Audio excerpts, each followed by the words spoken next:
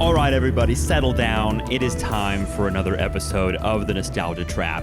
I am your host, David Parsons. I am happy that you're listening to the show, and I hope you enjoy the conversations I have for you.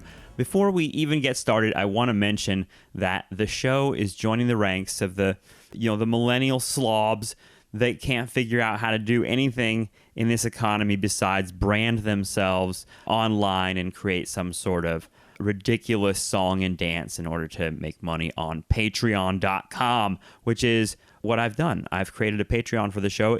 Go to patreon.com/nostalgiatrap and you can read my pitch for why you should subscribe to the show. I think listeners of the show know that I've interviewed a lot of different academics and writers and activists and people on the left. And I've been doing that for a couple years now, and I think the shows speak for themselves. There's a lot of great stuff on this show, but also, I've started working with a producer, my friend Peter Sabatino, who has definitely upped the sound quality of the show, but also started producing these shows called Nostalgia Trap AM FM. And these are shows that kind of take some of the more regular Nostalgia Trap guests, and we have conversations about the end of the world. I think many of the listeners of this show also know that there's kind of always been a kind of apocalyptic edge to the proceedings on this show, certainly coming from me and from many of my guests. But I wanted to kind of probe that in the era of Trump, kind of how immediate some of this stuff seems. So we'll have shows that are talking about the atomic bomb, climate change, false flag attacks, UFOs, you name it, all from a kind of wide historical perspective that I hope to bring to all the episodes. So if you go to patreon.com/nostalgiatrap,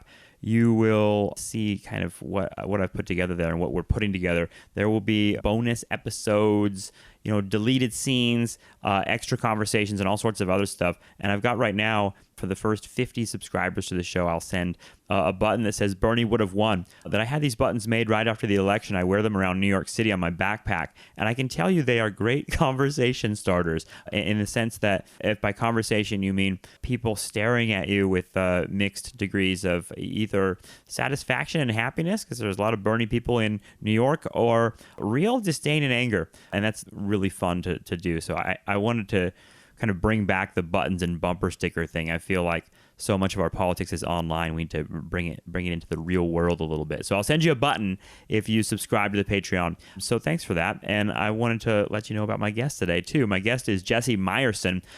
Jesse is a writer and an organizer. He's someone who I came to learn about his stuff through Rolling Stone, Dissent magazine, Jacobin, a whole bunch of other publications that he's written for. And he writes kind of like on the activist scene. And I think I became first aware of him writing about Occupy Wall Street. But in either case, he has a lot of really kind of great perspectives on the activist circuit and what is happening in America right now with regard to left organizing, because he's kind of in the trenches doing that, not only as a journalist but as someone who's involved in it. So we talk about Occupy, we talk about Standing Rock, we talk about Trump, and really kind of catapulting from a lot of other episodes lately, thinking about what people on the left can do to resist Trump from a practical point of view. So you can find his stuff on Twitter. He has a great Twitter feed at J.A. Myerson, and I really appreciate his perspective. So I had a great time talking to Jesse.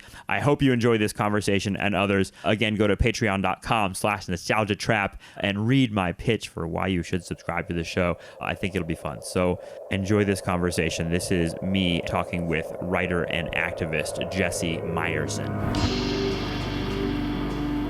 So, there are so many places that we could start talking because I don't know hardly anything about you. But I know you write about the left, right? Sure. How long have you been doing that? Basically since I've been writing. I grew up in a leftist household, and so didn't have to work too hard to come by my political commitment.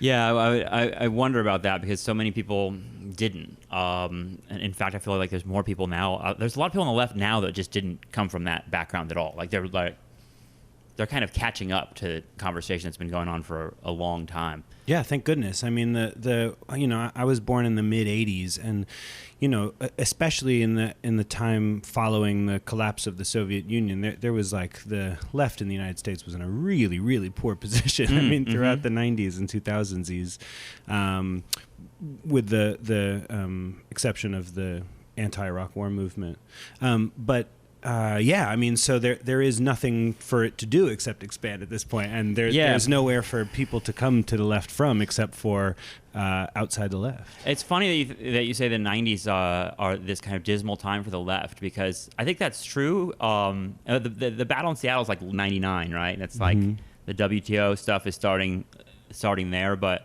it's weird because like there's this cultural perception, and maybe because of the pop culture of the era, that the 90s were like this really progressive time, right? Like it's the 90s. Yeah, MTV had The Real World. I mean, there were things happening in pop culture where like there were discussions about AIDS happening. There were like there's this kind of I guess maybe it kind of demonstrates the difference between cultural politics and kind of the traditional left politics, right? Yeah, I mean, you're right to note that there was social advancement on a lot of issues of inclusivity and welcoming previously marginalized populations into a more kind of like socially influential role. But I don't think that was rooted in, at least on an organizational level, though perhaps in individual actors, a critique of capitalism as like a generator of homophobia and racism and sexism. Right. And if you say, I mean, all of that cultural energy, whatever the MTV Real World was in the 90s, kind of trickles into the Democratic Party and becomes the kind of brand of the Democratic Party in a lot of ways. Like this kind of this politics that's about inclusivity, that's about a kind of cultural progressivism that's masking the fact that it's like politics are really neoliberal. And yeah, I mean that it's easy to articulate this in such a way as to sound dismissive of a politics of diversity and inclusivity. Yes, but it's what the anti-identity politics crowd. What that critique is in danger. So there are sort of twin dangers here that I think I'm proud to say I think the young left of today mostly doesn't fall into.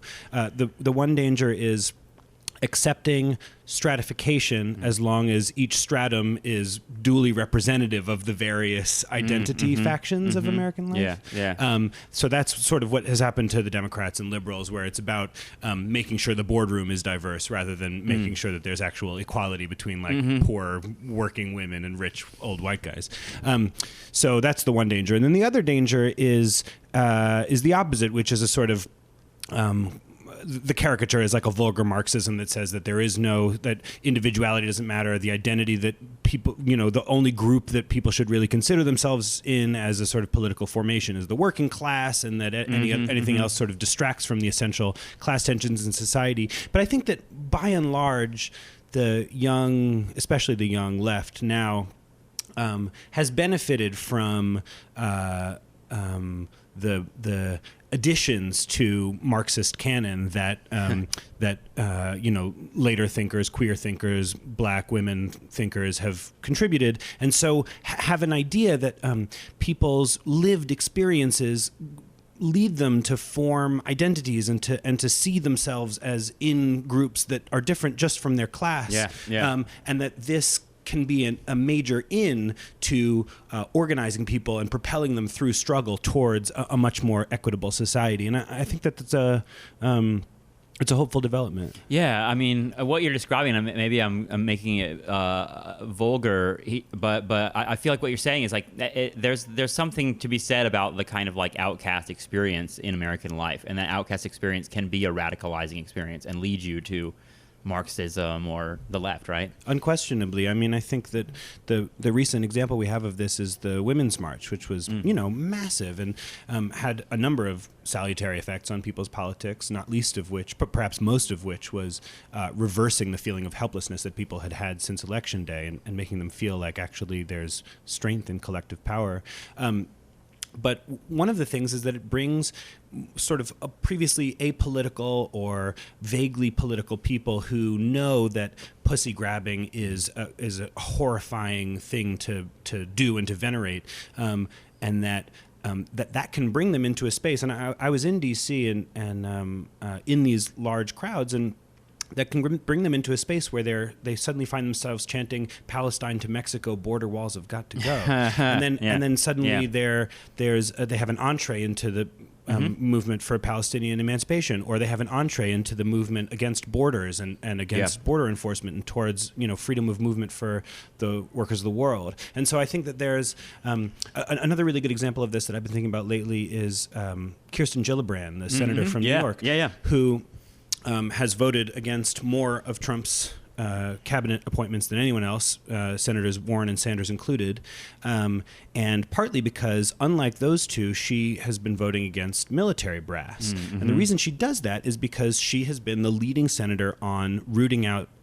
rape in the military. And because of this thing that would normally be classified as a sort of identitarian concern that she has really attached herself to, she's found herself in a structural position to oppose the military brass. And then she therefore becomes the sort of most advanced person, at least in the nomination confirmation hearing process, the foremost person advancing a kind of an anti-imperial, anti-military politics. And she's the only one acting like the Republicans acted for 8 years, right? This basically saying no, obstructing the agenda from being passed.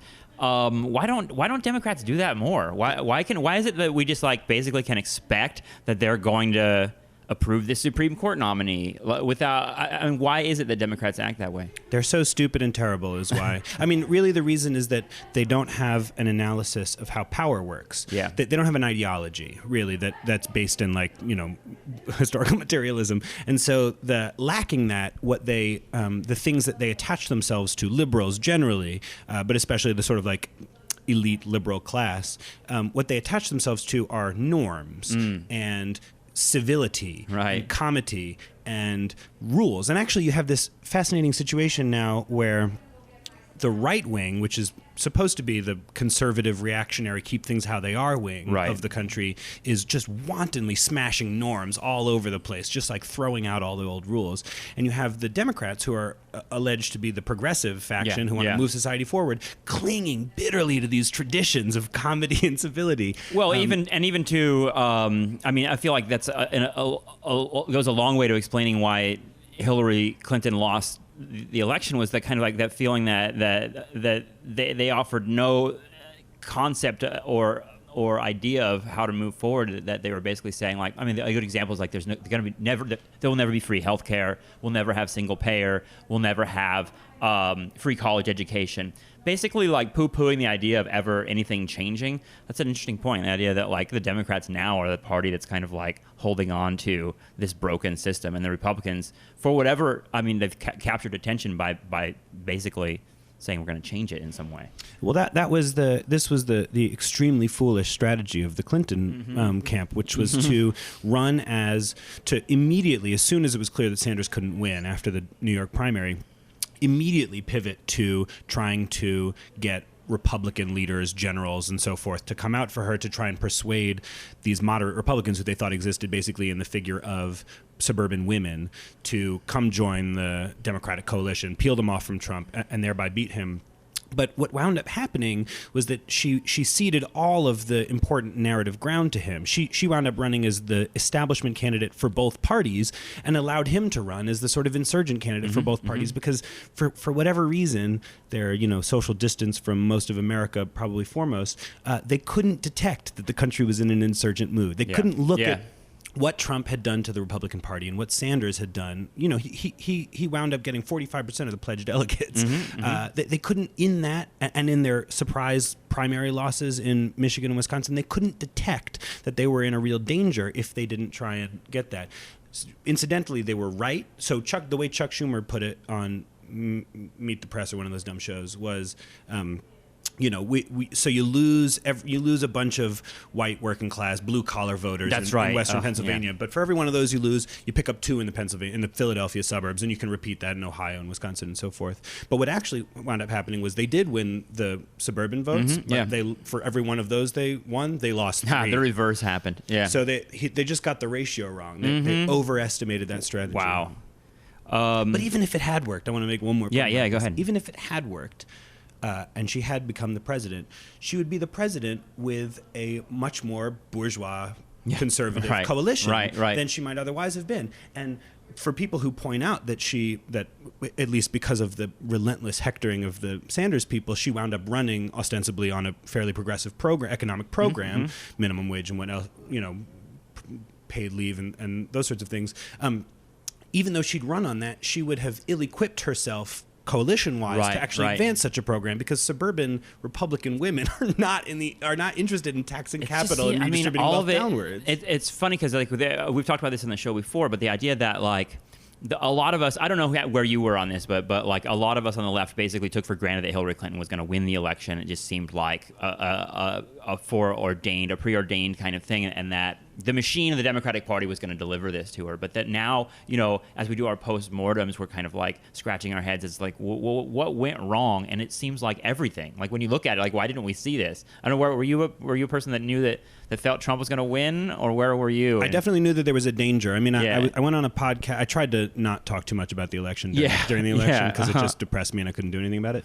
But I did go on Radio Dispatch Live, and I think my remarks hold up really pretty well, where I expressed my anxieties about the very things that I'm talking to you about right now in mid-election, but still, nevertheless, despite all those misgivings, I predicted that she would win it in a squeaker. I thought that what was needed was to crush him, and that she probably couldn't deliver that, but she could probably deliver it in a squeaker because, to be honest, I thought the system was more rigged than it turns out it is. Like, she had every sector of capital. She had every network. She had every leader of the party.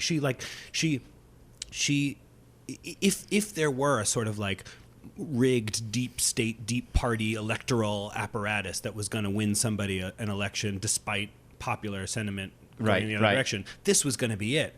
But it turns out that wasn't enough. And there's actually, although the result of that weakness of the institutions is obviously horrendous, there is something sort of exhilarating about knowing that it can be done. That actually Trump didn't have any of the major funding centers of the Republican Party. He didn't have a single leading Republican politician on his side. He didn't have a majority of the grassroots rank and file Republican membership. Yet, despite all those things, he was able to conquer the Republican Party and indeed to capture the presidency. And his victory, I think, reveals something that makes the system pretty sick, which is that idea that those systems can fail, and that does it make you think that there could be like, a pro wrestler left character that like emerges and like, captures the imagination of the American public? I don't think that would even need to be the case. I mean, I think so. Trump routinely, at least in the early primaries that he was winning, won like 30% of the vote or whatever, but because he's running against 16,000 fucking other Republicans, and they're splitting the rest of the vote, that means that he comes out on top.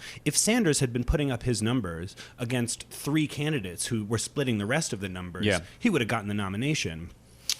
It was just that Hillary Clinton kind of like cleared the field too much, actually, that made that, had this disastrous result. And I think it's totally conceivable that in 2020, say, Cuomo and Booker and Zuckerberg and whoever else wants to run from that wing of the party can split the establishment vote like the Republicans did this last time, and somebody like Warren or Sanders, or probably not Sanders, I think he'll be pretty old by then, but Warren, I think I'm putting some hope in her, could like capture that 30-35 kind of Tea Party of the left percent of the vote and take on Donald Trump. Well, I mean, I think she'd be well equipped to. There's probably more. I mean, there's more anger among like Democratic Party base and the left right now than I've seen in probably my lifetime.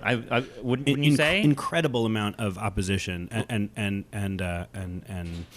inflammation among the opposition. Yeah, I've never seen anything like that. Yeah, but at the same time, there's I don't know. There's that old split. And you were a part of Occupy, right? That was like a couple years ago, several years ago now, 2011, 5. Right? Yeah. 6, Jesus. Yeah. Past 5.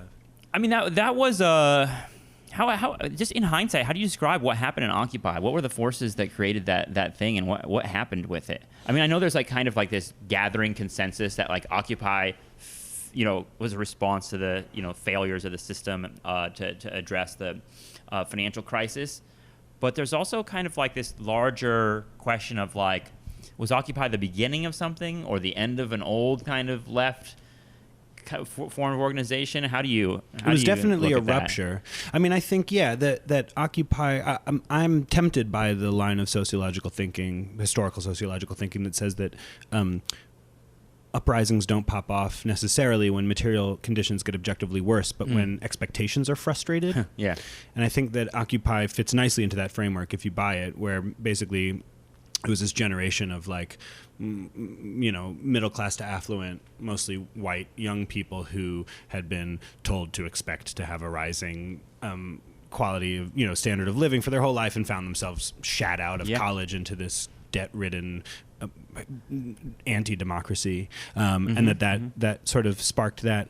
And that Obama didn't do anything about it, and didn't seem to be a disenchantment with the liberal class and with their fits ability with the expectation thing, because I mean, when I think about his 2008 slogan, "Change you can believe in," it seems to be one of the more cynical political slogans I've ever heard in terms of a presidential campaign. I mean, they're all cynical. They're all cynical, but the idea of like change you can believe in, that slogan kind of indicated to people, and I think that was meant to signal that, we get that you've been suckered before, we get that you've been betrayed before, certainly by the Democratic Party, but this is like the time that you can actually believe us. And then as Obama kind of his administration progresses, it's clear that it was again like repeating exactly that betrayal.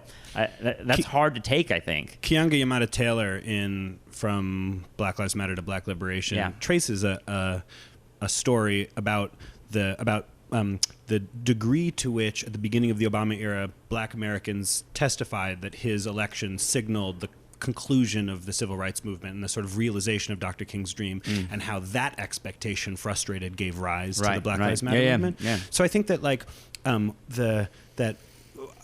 it's easy to sort of adulate too much Occupy and also dismiss it too easily. And I think that basically that's what gave rise to it, and that its major contributions were a reintroduction of class consciousness in the figure of "we are the 99%," which is an extremely important thing. And also the 1% too, as a 1%. Concept, And the perhaps more importantly, but less easily understood, the ideological cross-pollination and germination of ideas that occurred when those people got together, who had previously been completely unpowerful, were given this feeling of, wow, we can be big and powerful in the streets, and also the development of the academic Aaron Beatty at the time. I interviewed him about he was at UC Berkeley, and there was a big UC wave of uprisings, and I was asking him about it, and he a phrase that he coined stuck with me, which is that Occupy was an ineloquent no simultaneous with the development of a critique. And that out of Occupy and out of the people who met during Occupy, and I know just about really Occupy Wall Street, but I'm sure this is true of many other occupations around the country and around the world, that out of it grew a significant amount of movement infrastructure, telecommunications tools, training organizations, intellectual resources, and various clusters of groups of people that came out of that then created these projects like Mayday Space here in New York that then facilitate further movements, and that other movements can then grow and build upon as they build new movement infrastructure. And I definitely think it's impossible to imagine the current moment of viral protest, let alone the Sanders campaign, without Occupy and then Black Lives Matter, and then also the climate justice movement and the Dreamers movement that shut down Harry Reid and Obama campaign offices and got DACA and DAPA that way. That this sort of wave over the last 5 years, of which I think Occupy was a sort of early or pivotal example. That's all built to this moment. It's inconceivable to me that this moment could have happened before. I agree, and even if it's not directly the same people that were involved in Occupy, the energy and the critique never really went away. I felt like it never really died. For sure, and as it turns out, it is some of the same people from Occupy. I mean, last night I went to the Resist Trump Tuesdays, which was outside of Chuck Schumer's Parkside apartment by Grand Army Plaza in Brooklyn. It's a big crowd, right? Yeah, probably like 2,000 people or something like that. And the last one I went to a few weeks ago was 150 people, and the first one was like 10 of us, 12 of us. And the person who put that together is Nalini Stamp of the Working Families Party. She's an Occupy veteran. People who have been Winnie Wong and Charles Lynchner, for people from Bernie who were really important in creating a sort of grassroots sort of adjunct component of the Sanders campaign. They were involved in Occupy Wall Street. So I think like the skills that people got out of that and the tools that they developed with one another have really been decisive in a lot of these subsequent I movements. agree. I mean, I don't know if you saw this action. It happened pretty soon after the election that a group of students were arrested in Chuck Schumer's office. One of those students was in my class. I teach a class I was teaching a class at NYU on anti-war activism since the Vietnam War, and she was like partly inspired by the class and partly because she's an activist already. She went and got arrested, and she wrote me an email afterwards. Was thinking, like, I got arrested at Chuck Schumer's office. There were only like 17 of us there. I'm totally demoralized. I feel like what we did didn't really do anything. And should I keep doing this or what? I can't keep getting arrested. She was really like, discouraged. But anyway, today in class we were talking about Chuck Schumer, this like phenomenon, and I kind of credited her with like starting this ball rolling. And she has a totally, just like 2 months later, she has a totally different perspective on like. Was that all of us who did that sit-in? What do you mean all of us? Is that the name of the group? Of the group? I don't know what the name of her group was. They've been doing protests at Democratic Party leader offices, and at least one or two of their founding original members came out of Occupy as well. Yeah, I mean, it just seems like there are young people that are dipping their toes into this now and are kind of like figuring out, what it feels like to lose and win, and I think it's really something that a lot of people will be kind of coming to terms with and learning, like that you have to be patient with this stuff, right? Like there are people that are calling for a national like strike right now, right? What do you think of that?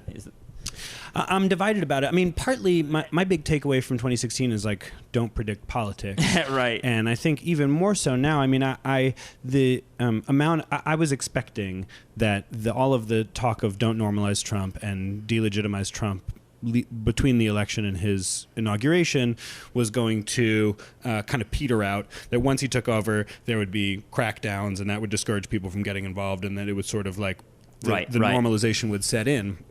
But actually, the airport protests, the healthcare rallies that Sanders called across the country, that these have been unbelievable, like really mind-blowing and widespread and sustained. There's like marches every night in so many cities, and I think that we just don't know the political possibilities. Like before this political season, I would have said, general strike, like it's a great idea. I'm a Luxembourgist. I wish it would happen, but the organizational infrastructure isn't there, and we don't have enough time and stuff. But I actually now I think like it's fucking possible. Like anything could happen. I don't want to conscript any political possibility to like never going to happen. Well, that's the gift Trump gave us in a lot of ways, is this feeling that anything can happen, in a sense, right? I mean, there was this the old like rules feeling, this feeling of stagnation, and in a lot of ways, it's like, Trump is just this chunk of evil that has demonstrated to us that there are other paths to be taken, and that people are hungry for those other paths. I feel like there's the demonstrations at JFK were incredible. But do you think, like, in terms of like practical, in terms of the practically resisting Trump, are we gonna have to like do more of that Chuck Schumer shit, like aim the anger at the Democrats and let them know that they're not going to get away with giving it all away to Trump? I mean, it's a tough bind we find ourselves in, where we have to do both things at once. We have to both provide safe houses and block deportation buses and do that sort of work that's directly confronting the right-wing regime, and simultaneously contend for hegemony within the opposition against the Schumer wing. I think both things are possible. I think we're going about it sort of the right way. I think the buildup of organizations like Democratic Socialists of America and Socialist Alternative and the International Socialist Organization, and even more sort of like liberal progressive non-democratic party operations like the Working Families Party, I think that growing these institutions is key to that sort of two-pronged strategy. That if you can organize a bunch of socialists and also train them in the tools of like direct action and direct confrontation with, and also I'd like to shout out the Black Bloc from DC, who I think did a stellar job of advancing a left platform. By punching Richard Spencer in the face. Richard Spencer in the face, and by setting a limo on fire, I actually think is a super beautiful image that, like, they also smashed windows at Starbucks and Bank of America and stuff, and I can see how like middle Americans could look at that and be scared and be like, I bank at Bank of America. Like, what had this? What did I do? Yeah, but I think seeing a flaming limo speaks to working people all over the country. It doesn't. You'd be surprised. I mean, how many people actually have internalized like a lot of that fascist shit. And like, I don't know. I remember I was really into. I wouldn't say into, but like intensely interested in like the. ELF, right? Like they burn stuff, right? That's kind of their main thing, or was their main thing before like there have been insane crackdowns on them as an organization. But there was a moment in like the 90s, I think the late 90s, maybe early 2000s, where the ELF had like basically torched a whole bunch of SUVs. I think they were like Hummers or something like that in LA. And like the image was very Fight Clubby. You know what I mean? Like you saw the news helicopter and like all these like, and you saw spray paint that said ELF on the cars, and I remember laughing and like being so excited by that image. I thought it was so cool. I thought it was such a symbolic thing, just like you're saying about the limo. But my parents were really, really upset. They thought like, and my parents aren't rich people, but they were just disgusted by the destruction of property. Right? I mean, it's kind of like it's a big thing to get over among Americans. Yeah, I mean, especially among like petty bourgeois Americans who like who own a home or have a 401k, yes, whose entire survival and the entire economic security of their family is predicated on protecting the small amount of property that they've accumulated. Yeah, they feel a little threatened. But the half of the country that doesn't have any property, the real kind of like lower middle class, working class, poor people, I think they see a burning limo. I mean, and a limo connotes something different from even a Hummer. Yeah, a limo is like such a sign of like real wealth. Yeah, right. I mean, it's class warfare to the core, and the Hummer feels actually like the suburban car that like that's someone. Right. Yeah, that's interesting. Do you pay attention? I mean, to any of the like.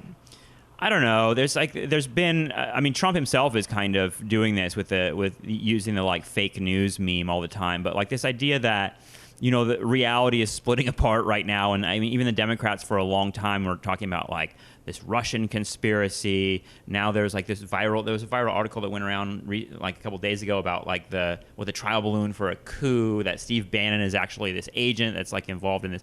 Do you engage in any of that stuff, or do you like kind of have a wider view? Yeah, that shit is all whack. I don't share that stuff. I mean, it's the the Russia obsession is so stupid because it's rooted in this idea of like wanting to prove that Trump is a Manchurian candidate, or that he's Putin's puppet, or Bannon's Putin's puppet, or he's Bannon's puppet, or whatever, rather than just being like they're all far right wing megalomaniacs and they're in cahoots about this like global far right thing, and then they have to be opposed on their own terms, not because they're one another's agent.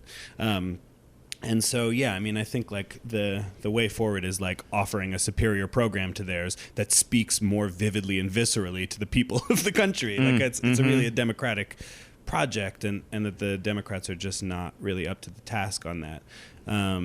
Yeah, I mean,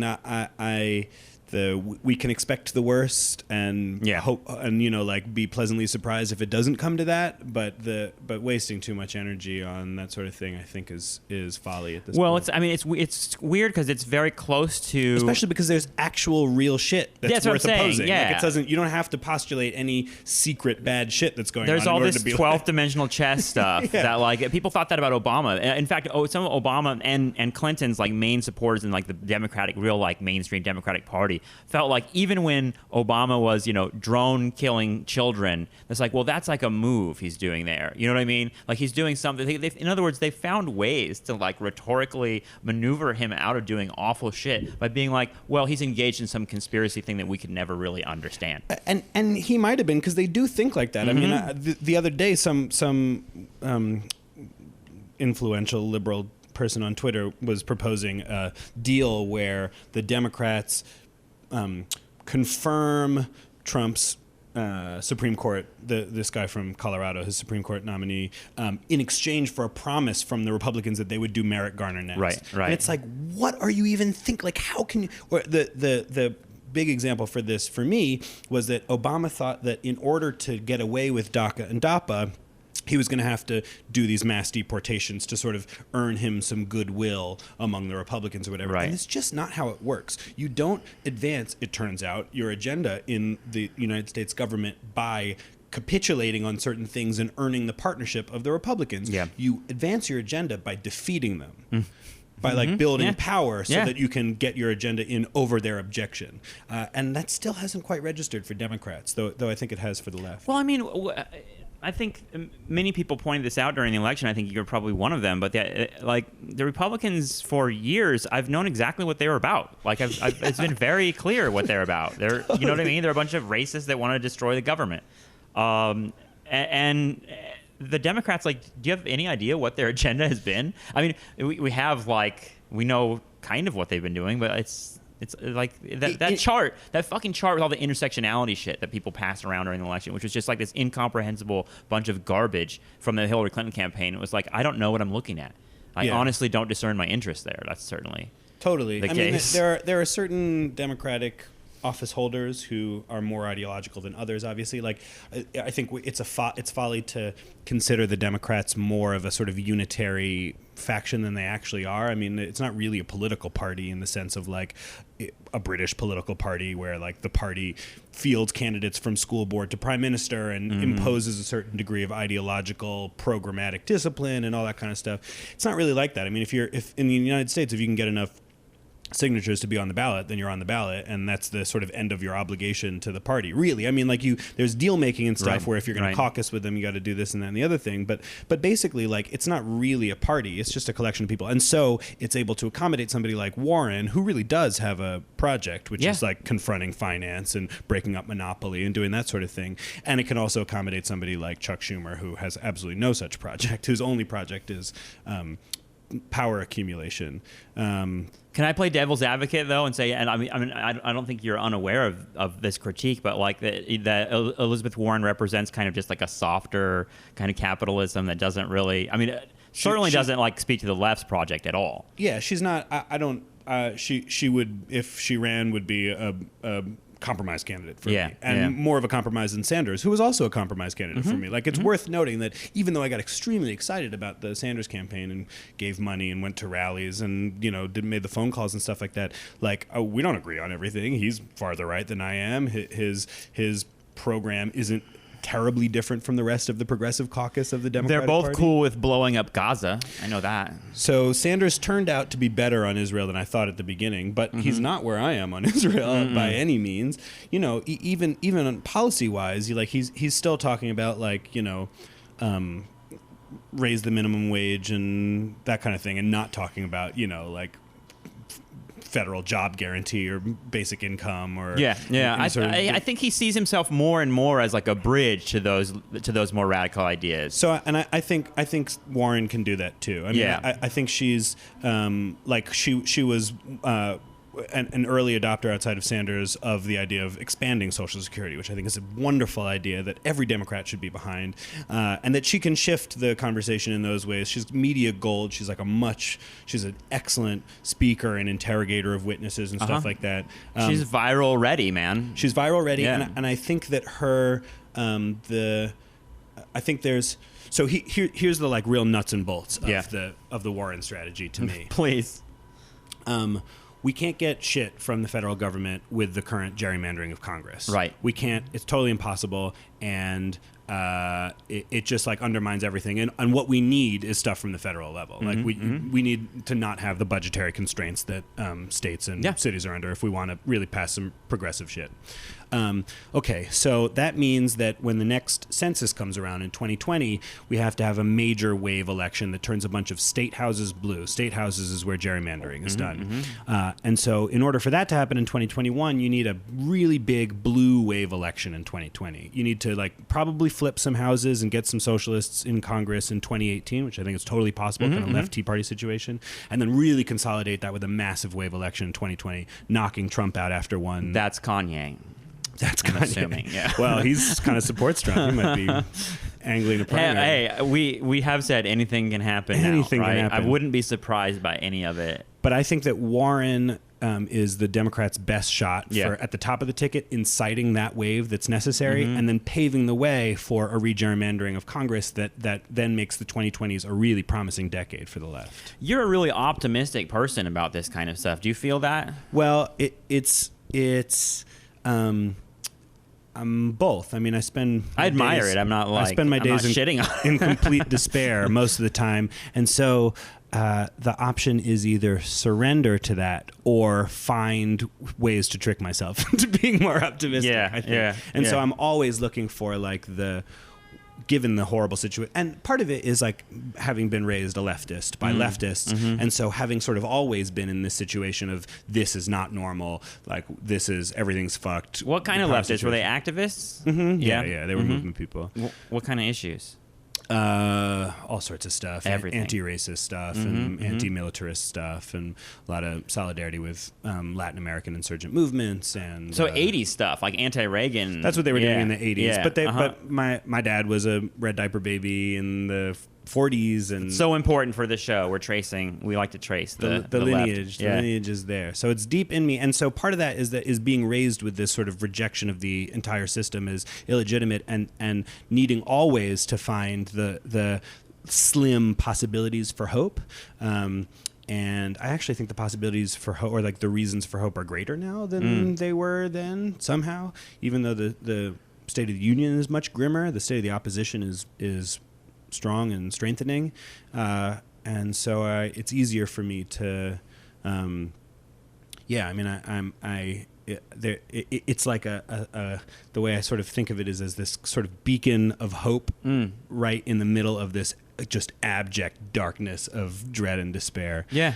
I mean, there's really no other option. I guess it's just a matter of like that's where the politics comes in. Is like what do you attach your hope to? You know, and I think that a lot of people are going to be asking that question because I mean we're just starting here. You know, it's really been an explosion since Trump took office of activism that I didn't really anticipate, but I didn't anticipate a lot of this stuff. I think we do get more activism during right-wing administrations, right? Like people get pissed and they see this. Like you're not one of these people that like is upset at the idea that I don't know, activism went away during the Obama years, particularly of the anti-war variety. I totally disagree that it went away. Oh, really? Well, all of those things that I mentioned happening during Obama, Occupy, the Dreamers, Black Lives Matter, and I mean, even the other side of it too, like the Tea Party and whatever the alt-right is. I mean, there are like, I guess that the idea is that people are upset. I actually think. I guess I'm talking about like the mainstream liberals. I think that when liberals are in office, that's good for the left. Because I think that when Republicans are in office, the left gets kind of subsumed, or what happened in the Bush years was that the left got subsumed as the sort of left flank of the official opposition, which is led by Democrats. Right. And so it seemed for a while that Nancy Pelosi, because she voted against the war, was on the same side as the anti-war movement. Yeah, that's a good point. It obscured all those things. Whereas when a Democrat's in office, there's like Alan Grayson or a bunch of like kind of like populist dudes and right. I remember that. But when the Democrat's in office, it gives the left opportunities to be its own opposition on its own merits and to sort of polarize against a liberal. I think Hillary Clinton's presidency would have been extremely good for the left, partly because she's so deeply unpopular and seen to be so plutocratic that it would have the opportunities for drawing distinctions between the left and liberals would have been greater. Whereas now, we find this need for, at least on the defensive side, a popular front with the Democrats and the left. And then within that, this sort of jostling for who's going to be in power within the opposition. And that's a much trickier game. Yeah. But don't you think, like, if Hillary were elected, and if Hillary had been elected, you would have to peel off, like the left would have, in order to have power, the left would have to peel off a ton of those, like, bourgeois liberals that, like, would be getting what they wanted, it seems like. I think that the bourgeois liberals are the ones that have to be defeated, right? In the or sort of brought over somehow. No, I really think that it was difficult to polarize against Obama because he's a genius, and he's beautiful, and he's an incredible father and writer, and he's black, and he looks great in a skinny suit, and it's very hard for leftists to oppose a black leader because black people are an integral part of the working class and an integral part of the left in the United States and always have been.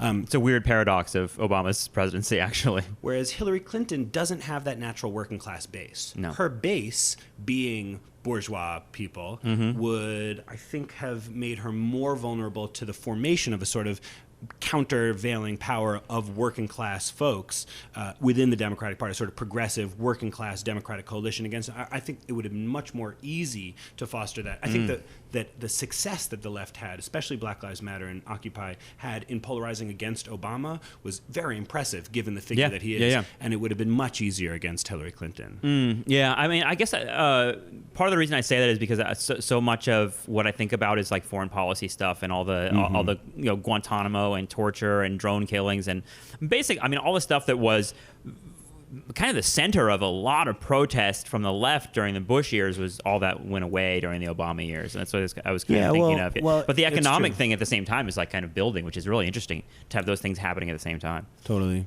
That's crazy. I mean, when the Republicans in office, they set the terms for the left. The left has to be about confronting their agenda. And so if what President Bush is doing in office is making war, that means that the left becomes more anti-war, that's where the imperative is. Yeah. Whereas when the Democrats in office, the left gets to kind of go on the offensive and set its own agenda and try and push them. God. Or leech their support. Yeah, no, we're in for it. I mean, I don't know how much I assume that your family talked about history and the Vietnam War years, because it seems like that was like the last time I can think of, like the 1968 election where there was this much anger aimed at the Democratic Party. And you saw what happened. I mean, at the end of that was just like Republican dominance came from that feeling. In other words, I feel like as much as this is a dangerous moment, right? Like it could go either way. That's I think part of the exhilaration of being in this moment now is like the feeling that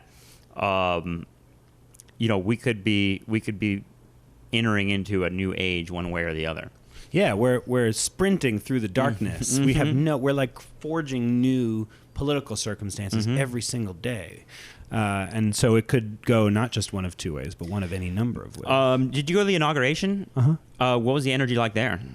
Incredible. It was given the fact I imagine you were like in an anti-inauguration crowd. Several. Yeah. Given the fact that the baseline for the weekend being the inauguration weekend of a fascist administration was so horrible. Yeah. Given that baseline, it went absolutely as well as it could. Nobody showed up to the fucking thing. It was super humiliating. Those overhead photos of operating at 35% capacity or whatever, the long tracking shots down the parade route of just empty bleacher after empty bleacher. Those are incredible. The indelible image from that day is a Nazi getting punched. And then the next day, fucking millions and millions of people all over the world. I saw tweets of a women's march in a small town in Yorkshire, England, that I had never heard of the name of this town before. And there were like 1,500 people there, incredible stuff. Women in Alaska braving a blizzard, the biggest marches in history in lots of American municipalities, Nashville, Tennessee, and shit like that. So I think like that was the weekend. Was that, and I just thought it was so the weekends are good because people. I mean, that was one weekend, and I think the next weekend was JFK. Yeah, when people don't have to work, the possibilities are much greater. So we go through this week of the Republicans just blitzing a shit ton of nominees and executive orders and legislation all week, and then on the weekend these moments of resistance. And I don't know if that can be sustained. Those two weekends are interesting because like one is like the Women's March was not a direct action, right? The Women's March was just kind of like a demonstration, this kind of like really huge, powerful reflection of the depth of anger and revulsion with Trump's presidency. And that stuff is really important. But then on the next weekend, you get JFK, which is like literally a direct action. JFK wasn't necessarily just about like expressing our anger and revulsion. JFK was about like, we're here to fuck shit up a little bit. Yeah. That seems like we're going to have all of that happening at once. Absolutely, yeah. There needs to be militancy and there needs to be bigness, and sometimes those two are inherently in tension because a smaller number of people are ready to be militant than are ready to be big. And so you need this sort of two-pronged thing. I think they're both really valuable. I mean, more than two prongs, right? Just like a million of them. You even mentioned the black blocs. Like a lot of people don't have any love for that. How did you come to your attitude about black blocs?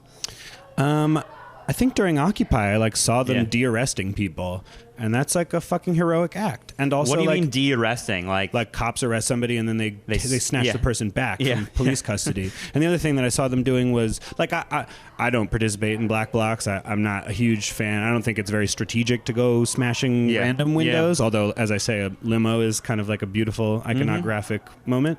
But so is a Nazi. But But I saw them do that, and I saw them return tear gas canisters that cops shot at people. So I think like those things are perhaps no more strategic, but are actually quite heroic, and it gave me a considerable regard for them. And actually, I think like. Yeah, I'm glad you say that, because I feel like that stuff gets shit on a lot, and I feel like it's very inspiring stuff. Totally. Like, I mean, especially since we're talking about history, like the history of militant action against street Nazis is vital. I mean, it was crucial to shutting down the fascist movement in England, say. It was like street fights that communists and socialists were getting into with Nazis. It's vital to like deny them a room to publicly organize, especially today when the alternative to public organization, I think you saw Richard Sherman, I like Richard Sherman, Richard Spencer, after he got punched, I think he said, like, you know, we can't have a public movement if this is going to happen. We have to have a public movement because they know that if they can't organize in public, they have to only organize online. Yeah. And everybody knows that organizing online is very fucking difficult because it's really easy to misconstrue tone and to get into one-upsmanship and to get really snarky, and especially behind a wall of anonymity and, you know, Twitter or Reddit or whatever. Like, this is it's a really difficult organizing space. Not that it's not a tool that can't be leveraged for really good organizing, but that really you need a public space, and to make sure that people whose program is ethnic cleansing do not have a public space to organize, I think is vital, and the Black Bloc plays in can and should and is oriented towards playing a really vital role in that effort. Do you feel like the left is learning a little bit about that balance between, you know, organizing digitally and organizing in real physical space? It seems like that just these first explosions of the Women's March and the JFK thing is like some collective realization that like we got to get the fuck off Twitter, or at least not see it as like as vital as people seem to think it is. Yeah, that's definitely happening. It's essential. I mean, the Sanders movement was like a really excellent example of this, where there was great online work being done, memes. You know, People for Bernie, the main kind of thing that they did was they registered, I can't remember, 50, 100 social media assets, artists for Bernie, labor for Bernie, millennials for Bernie, blah, blah, blah, blah. They registered those, they gave them branding, and then they gave out the passwords to volunteers. Right. So that there was already this constellation that was connected of these various identity groups that could control their own messaging for their own people, but towards a unified goal, which simultaneously was distributed, but also contained, and also like there's accountability. And I think that's vital, and really facilitated a lot of the sort of in-person stuff. And in person, I also count like being on the Bernie dialer, going door to door, showing up at rallies, all that kind of stuff. And so, I mean, I think that interplay is really developing. I think Occupy was really important in creating that, or in sort of shoring up those tendencies and developing those tools.